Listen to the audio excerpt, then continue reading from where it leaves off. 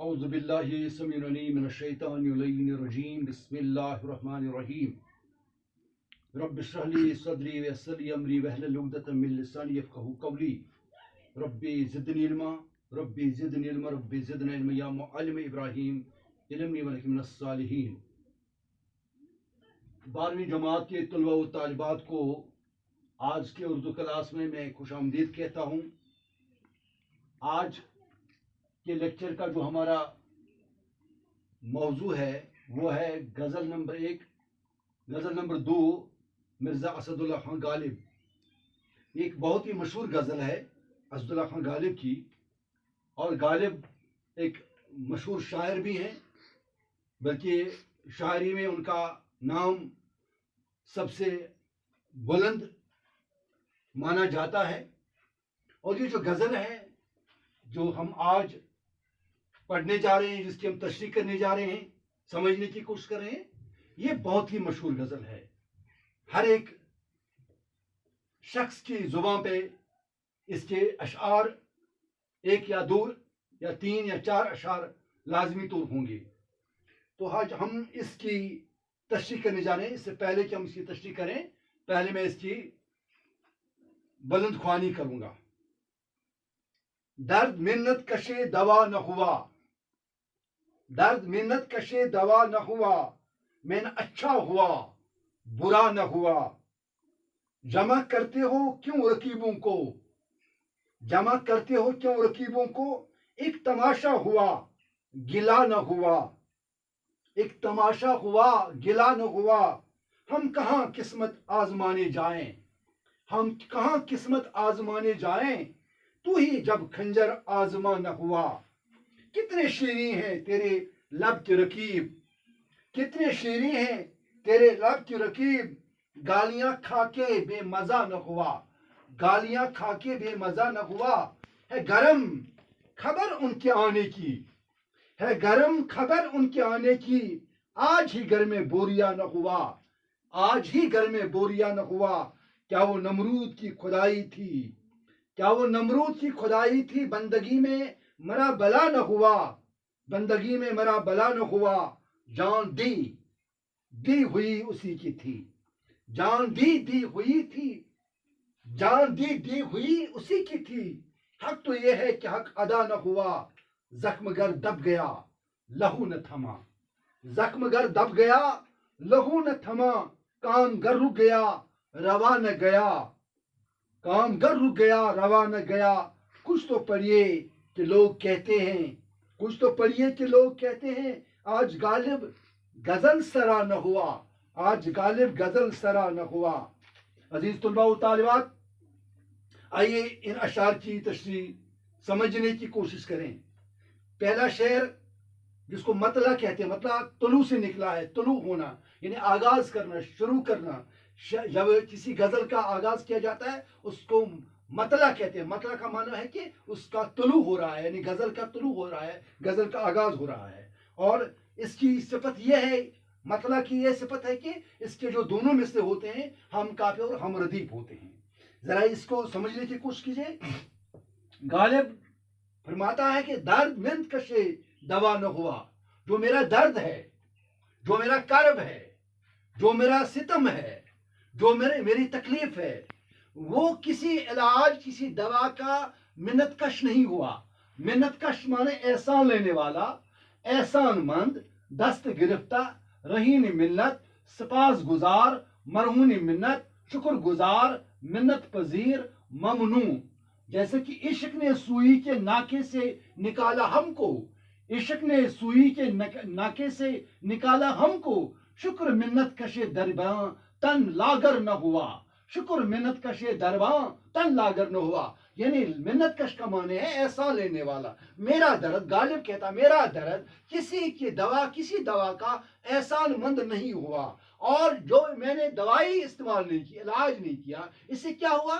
نہ میں اچھا ہوا، یعنی اگر میں علاج کرتا تو میں اچھا ہو جاتا، اور نہ میں برا ہوں، نہ اس سے میں بگڑ بھی نہیں گیا ہوں۔ میں اپنے آپ کو یہ سمجھتا ہوں کہ میں نہ برا ہوا نہ میں اچھا ہوا، یعنی میں اس سٹیج پہ رہا، اس لیول پہ رہا، اس سطح پہ رہا جہاں میں نہ ادھر کا ہے، نہ میں بیمار زیادہ ہوا نہ میں اچھا ہوا، یعنی میں احسان مند نہیں ہوا. سب سے بڑی بات ہے کہ میں اپنے آپ کو اس میں سے سمجھتا ہوں کہ میں بے نیاز رہا، میں احسان مند نہیں ہوا. مجھے کسی چیز کی احسان نہیں لینی پڑی، مجھے کوئی احسان جتلا نہیں سکتا ہے، کیونکہ میرا جو درد ہے وہ محنت کش دوا نہیں ہوا. یہ ایسا درد ہے جس کو میں کہتا ہوں کہ یہ اس سے مجھے پیار ہے، محبوب اس سے مجھے محبت ہے، میں اس کو ساتھ رکھنا چاہتا ہوں.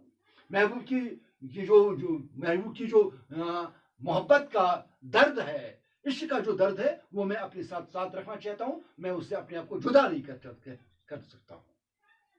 جمع کرتے ہو کیوں رقیبوں کو؟ ایک تماشا ہوا، گلا نہ ہوا.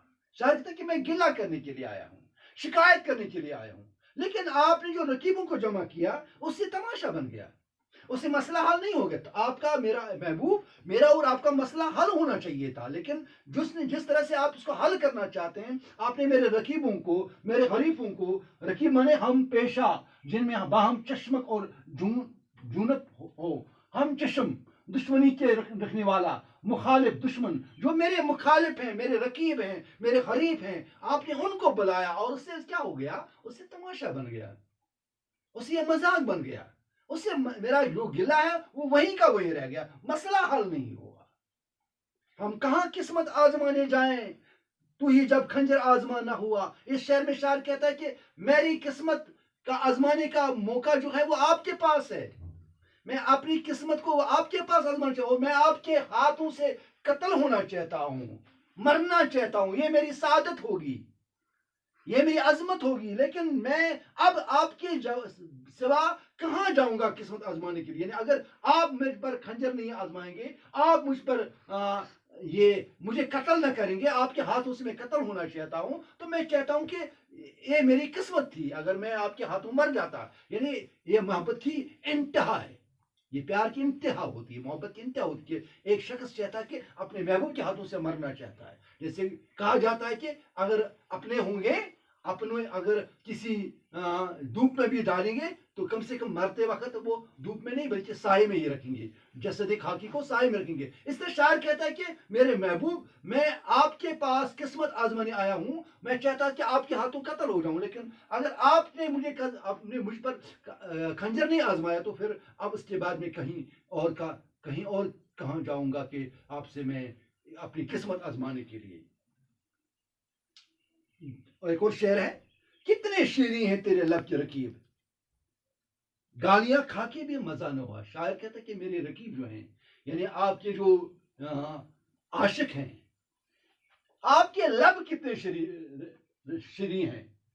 شیریں لب مانے کو میٹھے ہونٹ، یعنی آپ کی زبان کتنی شائستہ ہے، کتنی مہذب ہے کہ آپ کے لب سے ہم اتنا، اگر گالیاں بھی سنتے ہیں تو پھر اس سے بھی ہم بے مزہ نہیں ہوتے ہیں.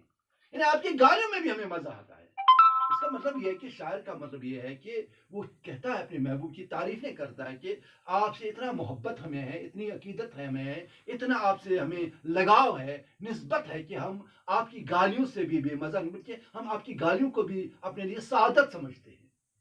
اسی لیے شاعر نے کہا کہ آپ کے لب جو ہے، آپ کی زبان جو ہے وہ میٹھی زبان ہے، شیریں زبان ہے، آپ کی زبان سے جو گالیاں بھی نکلتے ہیں اس سے بھی ہمیں مزہ نہیں ملتا ہے، ہم اس سے بھی بے مزہ نہیں ہوتے ہیں.